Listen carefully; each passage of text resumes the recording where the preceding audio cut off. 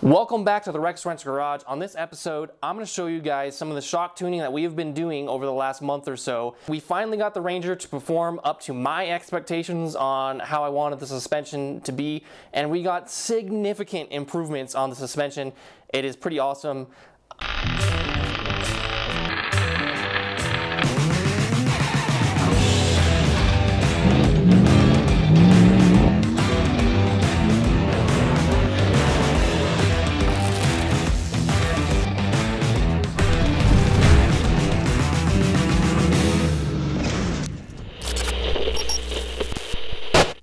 Just to catch everyone up to speed, the Ranger has a 3-link on the front, which we have a video on that. If you want to watch it, check it out. It'll be somewhere up here. And I also built a set of trailing arms and reworked the rear significantly and shifted some weight around in the back, which we have videos on those as well. So if you're interested in that, make sure you check out some of our older videos. So I was at the point where I knew my geometry was set up how I wanted it, but my shocks just had not ever been adjusted for my chassis and my suspension. And that needed to happen. Going into the suspension tuning, I knew what I could change on the truck to get different characteristics, but I didn't know how much to change it by or which direction to go. So I enlisted the help of Dat Suspension here locally in Albuquerque, and I talked to Andy, and he knew right away that we could go out and he could help me make significant improvements on the truck. And I felt much more comfortable going out and adjusting the suspension with someone that's experienced and knowledgeable and kind of, I like to call it the butt dyno. Like, they're able to get into a vehicle, ride around in it, and kind of know right away, okay, we could make these changes and see significant improvements right away. So that's why I got with Dat Suspension to help me out, because I didn't want to spend just days and days and days of trial and error, going out, coming back, taking the shocks apart, trying different valves or different springs or anything like that. I wanted help to get a good baseline and really push what I have currently and go with that. So Andy, I know you said earlier you had some racing experience and stuff like that, but how did you get started into the suspension tuning, and kind of how did you get to this point now? Well, initially being a motocross racer, my first almost year of riding and racing, I focused on, I wanted the fastest, most powerful bike, so I focused on engine work, and I had done some of that growing up with my folks and my brother, and building horsepower was like the easy aspect. And then I rode a buddy of mine, and he had a bike that was of similar power, but the suspension was really, really nice. And so for the next few years, I focused on setting up suspensions so that it was more comfortable. It was easier to ride that 20 or 30 minute moto and still be fresh, or relatively fresh, at the end of the moto. And once I started rebuilding my shocks, understanding the components within the shock and how changing those things inside the shim stacks and pistons and things like that really opened up a whole new world to me, and I loved it. So Andy, what is like kind of the first steps that you're taking before we go out and start driving and dialing in any of the suspension?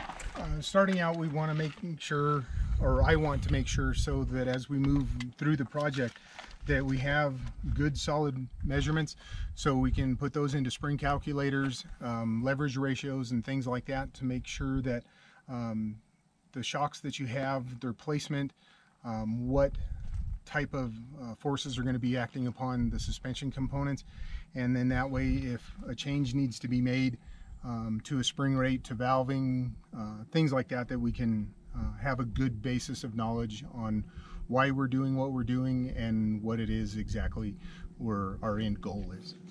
God forbid we get upside down, yeah, and it changes, yeah, geometry. Again, my goals for the day: rubber side down and all components still attached to both vehicles at the end. So once Andy got all of his baseline measurements, we set the bypass to be as soft as possible. We didn't want to start it firm, and we didn't want to start somewhere in the middle, because it's easiest to work from one extreme towards the other, and we both agreed that working from soft is much more not only comfortable, but it's also easier to discern between too soft and too firm and make less adjustments going that direction. We made the adjustments, we hopped in the truck, Chris was following us in the Suburban.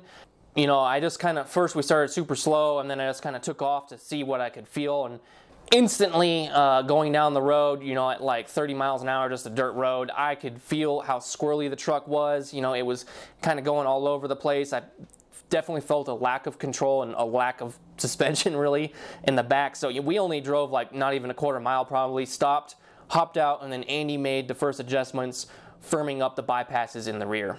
Yeah, we got a quarter mile, make some adjustments. Andy, what are you gonna do on the shocks here? Not knowing exactly how much the Bilstein changes, going up one full turn on both of the compression bypasses, so that we'll be able to feel the difference. We may back that down, we may go another turn on top of it, but I want to know how much one full turn changes it, to get that wallowy out. Yeah. And once we know that's out, then we're going to be in a better starting spot for the fine tuning, which will be quarter and half turn adjustments after that. We did this multiple times, you know, getting in the truck, cruising down the road, making adjustments, and Andy basically just told me, drive it how you would want to drive it, or what your goal of driving it is. At first I couldn't do that just because of how loose the suspension was, but as we kept going, we'd stop, get out, make adjustments, and hammer down a little bit harder the next time.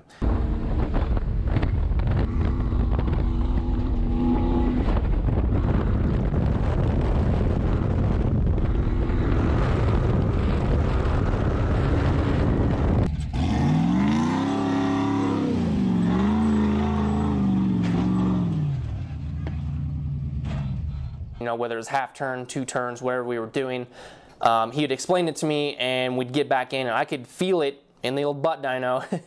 I could feel the difference, and whether it was a good difference or a bad difference right away. And it was definitely helpful having someone else in there that knew what they were trying to feel for, what a proper suspension should feel like. You know, I specifically remember Andy was like, oh yeah, we need to add some more rebound into it real quick and pull over, and I didn't know that's what it needed, but as soon as he made the adjustment and we did it again, I felt the difference right away, and it was extremely helpful having someone experienced helping me out with this. So during our first session, we definitely noticed some issues with the truck, and it was all from the front end. All the bad things that you feel is usually coming from the front. You know, we're trying to cruise down the Arroyo and hitting washboard and whoops, and the wheel, you know, I'm getting a lot of feedback in it.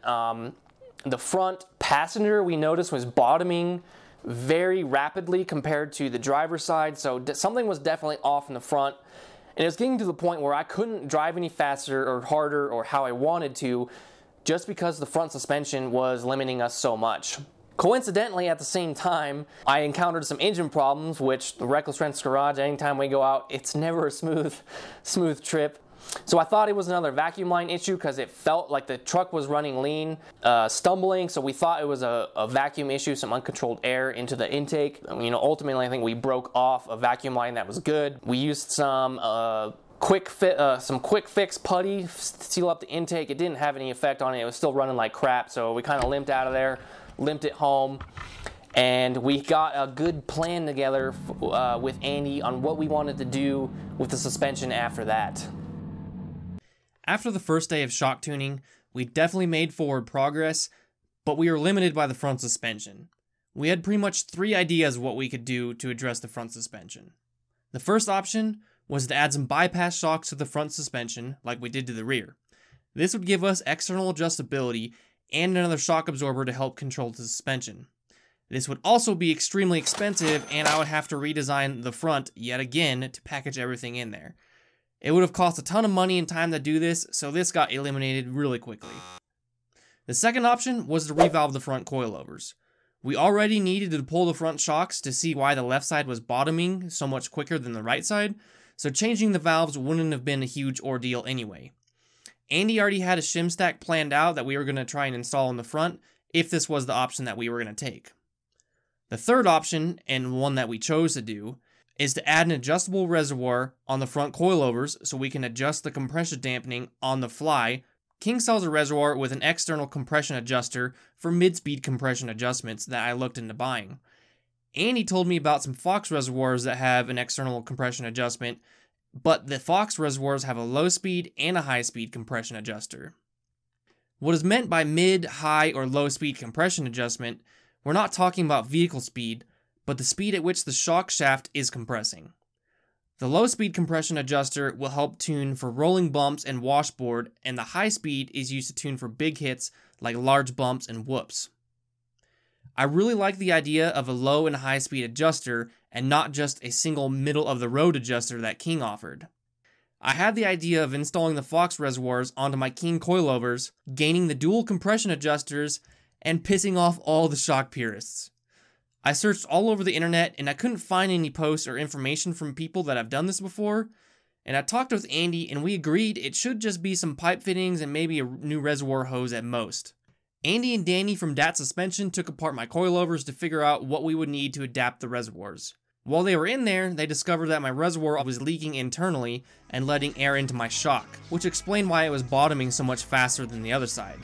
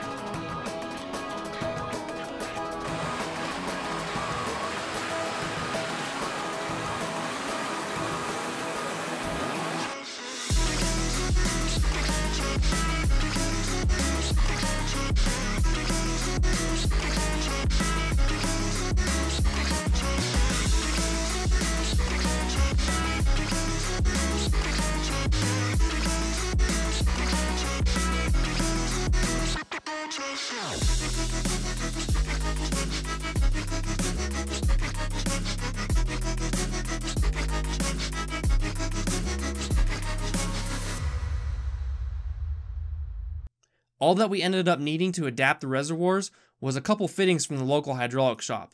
And at the end of all this, we created Fing off-road shocks. Please don't sue me. So we went through all of this work and invested money into these front coilovers without really knowing if this was going to work. As soon as the shocks were buttoned back up, we threw them on the truck and headed back into the desert to test them out.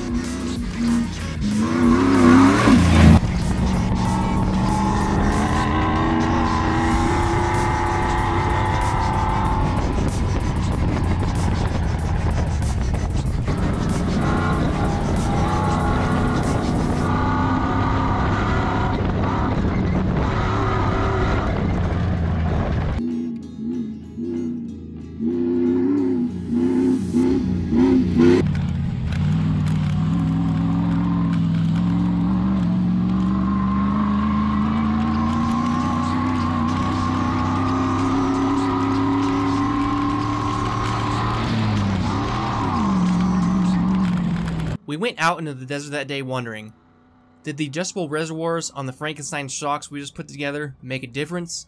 Did we do something to improve the suspension? Or did we just attach some shiny new parts? The answer to those questions is that it was an enormous success. We had the front end under control. We can now adjust the compression settings on the fly to adapt for different terrains and driving styles. Washboard was nearly unnoticeable and no longer giving me feedback in the wheel, and the truck is so much more fun to drive. Once the front suspension was cooperating with us and no longer hindering us, we could continue to dial the rear bypass shocks in even more. So if you ask me, was it worth it? Absolutely.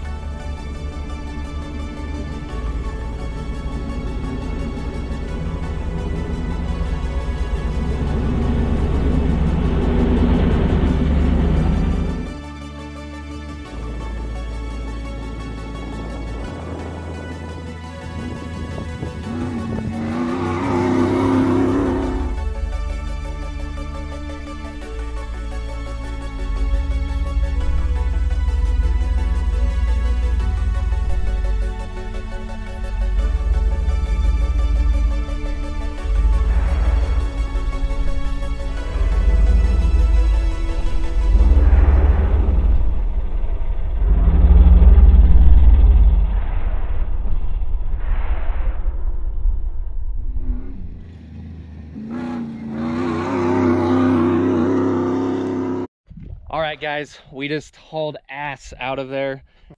Yeah, I can't believe how much of an improvement between the reservoirs on the front. That was a night and day improvement, allowing us to be able to actually have adjustability on it, because even with the bypass on the rear, we were held up by the front. We couldn't go faster. And Andy put on his wizard hat, did his magic there, and it is phenomenal. Like I just want to go out and just drive around again, just to, because it's nice now. Yeah, it is amazing. So yeah, I don't know too many people who've done 85 miles an hour down that road. Yeah. And, oh man. Huge thank you to Andy and Danny at Dat Suspension for helping me out, getting the truck where I want it. You know, big shout out to those guys. If you're in New Mexico, contact them. They're not there to sell you things that you don't need, but they will go out there. They will help you tune your vehicle, explain it to you, and make recommendations that make sense. They're not just trying to upsell you or make you buy things that you don't need. They want the best performance for your vehicle and what you do. And yeah, huge props to those guys. Thank you so much. That's it for this episode. Thanks for watching, guys. Make sure you hit that subscribe button. We have some new projects / vehicles coming up. Surprise, surprise. Hit that like button if you enjoyed it. And until next time, stay reckless.